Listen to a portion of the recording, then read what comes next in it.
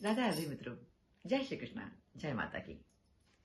मैं उपमा अपने चैनल पर आप सभी लोगों का हार्दिक स्वागत करती हूँ, हार्दिक अभिनंदन करती हूँ। बात कर लेते हैं छठ पर्व के विषय में, जो आने वाला है 5 तारीख से 5 नवंबर से 8 नवंबर तक ये पर्व चलेगा। ये व्रत क्यों किया जाता है, किसका व्रत है, छठ माँ कौन थी, इन सारे प्रश्नों के जवाब मैं इस वीडियो में आपको देने वाली हूं। सर्वप्रथम तो आपको यह बताना चाहती हूं, मूलतः यह व्रत बिहार का है, लेकिन आज सिर्फ बिहार तक सीमित नहीं है। आज पूरे भारत में, और भारत में ही नहीं, आज विदेशों में भी इस व्रत को लोग बहुत ही हर्षोल्लास के साथ मनाते हैं, करते हैं और अपनी मनोकामनाओं को पूर्ण करते हैं। एक कथा आती है, पौराणिक कथा है ये, कि सूर्यपुत्र कर्ण भगवान सूर्य की नदी में खड़े होकर के घंटों आराधना करते थे और उनको अर्घ्य प्रदान करते थे। मित्रों, आज भी भगवान सूर्यदेव को अर्घ्य प्रदान करने की परंपरा चली आ रही है। जब भगवान राम रावण का वध करके लंका पर विजय प्राप्त करके अयोध्या लौटे, तो उस पाप से मुक्त होने के लिए ऋषि मुनियों से उन्होंने परामर्श किया। ऋषि मुग्दल को उन्होंने आमंत्रित किया, लेकिन ऋषि मुग्दल ने कहा कि मां सीता के साथ वही उनके आश्रम पे आ जाए और इसके लिए एक राजसूय यज्ञ का आयोजन किया जाए। राजसूय यज्ञ संपन्न हुआ। मां सीता, प्रभु राम मुग्दल ऋषि के कहने पर, उनके आदेश पर बिहार में मुंगेर नामक स्थान पर बबुआ पश्चिम गंगा घाट के तट पर मां सीता ने छठ माता की पूजा की,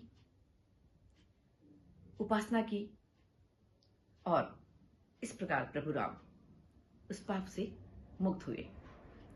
आज भी वहां पर मां सीता के चरण चिन्ह बने हुए हैं।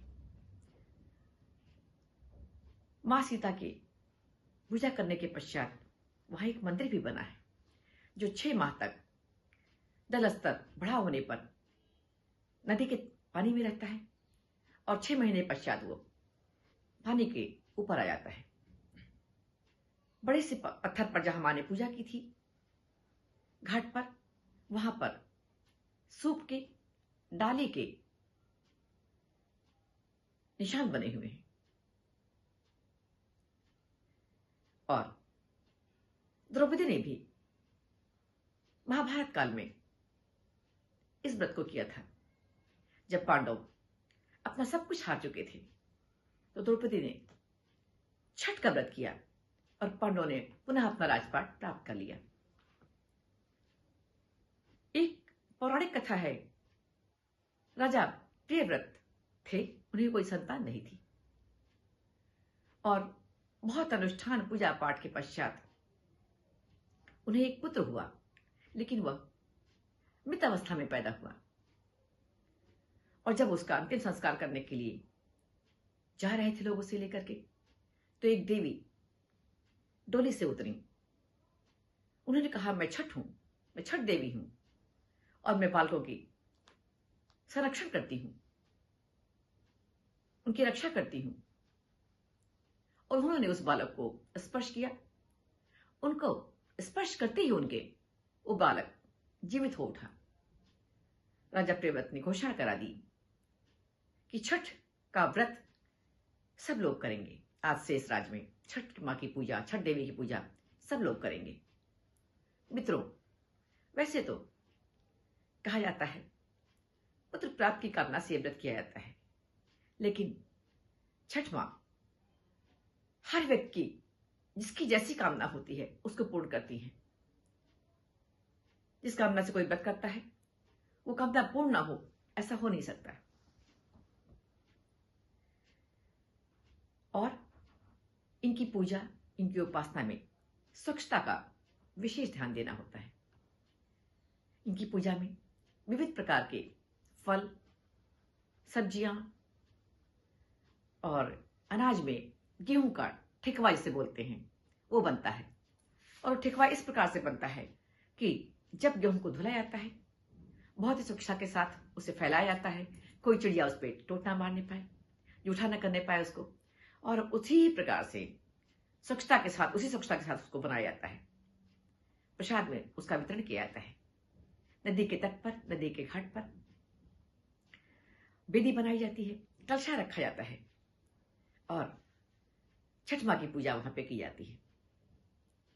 इसमें विशेष करके चकोतरा इसे बोलते हैं, नींबू, बड़ा वाला नींबू होता है, नारियल होता है, केला, सेब, संतरा, जितने फल आप रख सकते हैं, सिंघाड़ा, हर तरह के फल, सब्जियां और नैवेद्य, सब कुछ से, सब प्रकार के व्यंजन से माँ का पूजन अर्चन किया जाता है। इसकी जैसी सामर्थ्य है वैसी व्यवस्था करता है वो।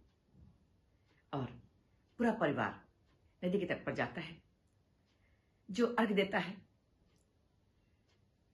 उसकी सेवा करता है वो, माँ छठ की गाने गाता है, उनका भजन करता है, कीर्तन करता है और बहुत ही हर्षोल्लास के साथ इसको संपन्न करता है। तो मैं आशा करती हूं आप लोगों के प्रश्नों के जवाब मिल गए होंगे।